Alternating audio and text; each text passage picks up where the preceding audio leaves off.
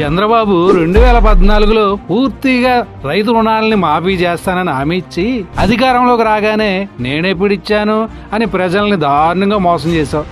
ఏ రైతు కూడా ఒక్క పైసా మీరు రుణాలు కట్టకుండా పూర్తిగా రుణాలు చెల్లించే బాధ్యత నేను తీసుకుంటున్నాను. నీ మోసాలను ప్రజలు ఇంకా మరిచిపోకముందే ఇప్పుడు వచ్చి రైతులకు ఏటా 20,000 ఇస్తానంటున్నావు. మళ్ళీ మోసమేగా. రైతుకు సంవత్సరానికి 20,000 రూపాయలు ఇప్పుడు ఇచ్చేది కాకుండా 20,000 వరకు ఇచ్చేట్టుగా తెలుగుదేశం పార్టీ నిర్ణయం చేశాం. 2014 కూటమి మేనిఫెస్టోలో చదువుకున్న ప్రతి ఒక్కరికి ఉద్యోగం కల్పించకపోగా నిరుద్యోగ భృతి నెలకు 2,000 ఇస్తానన్నావు.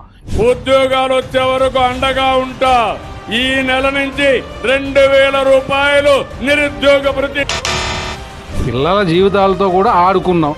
ఇప్పుడు వచ్చి మళ్ళీ 3,000 ఇస్తా అంటున్నావు. మళ్ళీ మోసమేగా.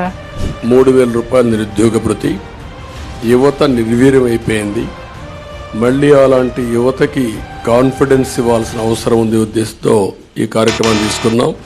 2014లో పూర్తిగా డ్వాక్రా రుణాలు మాఫీ చేస్తానని హామీ ఇచ్చి అధికారంలోకి రాగానే సిగ్గు లేకుండా డ్వాక్రా రుణాలను మాఫీ చేయలేదని అసెంబ్లీ సాక్షిగా ఒప్పుకున్నాం. 2014 నుండి 2018 మధ్య ఆర్థిక సంవత్సరంలో రాష్ట్ర ప్రభుత్వం ఎటువంటి డ్వాక్రా రుణాలను మాఫీ చేయలేదు అధ్యక్ష. ఇప్పుడు వచ్చి మహిళలకి నెలకి 1,500 అంటున్నాం. మళ్ళీ మోసమేగా. ప్రతి ఒక్క మహిళకి 1,500 రూపాయలు నెలకి ఇవ్వడం. చంద్రబాబు, నీ మోసాలను మర్చిపోలేము, నిన్ను ఎప్పటికీ క్షమించలేము.